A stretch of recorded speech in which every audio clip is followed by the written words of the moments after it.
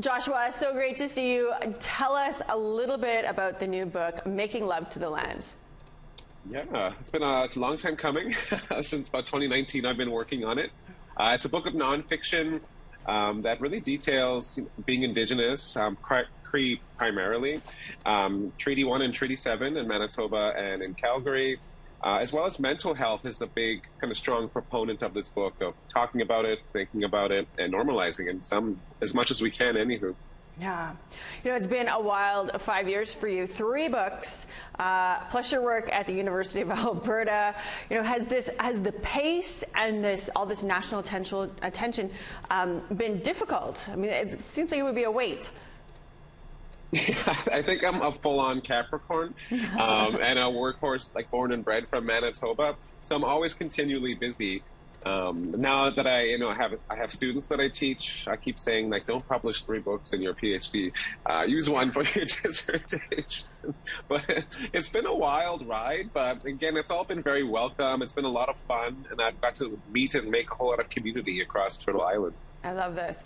Well, and do you feel that there's, when you look back to where you started versus where we are now in that 5 years, is there more space or appreciation for Two-Spirit, Indigenous voices within Canadian literature than when you began?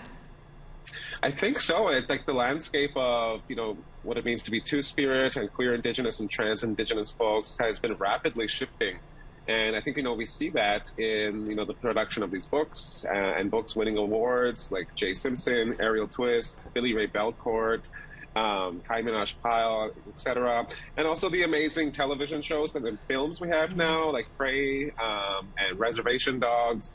So it's very hopeful, energizing to me, and it feels like it's been 2 days, but it's been 5 years. Yeah. And it's been so rapidly shifting. I think there's been a lot of space made for Two-Spirit folks to come into the spotlight, tell their stories, and also, partake in community.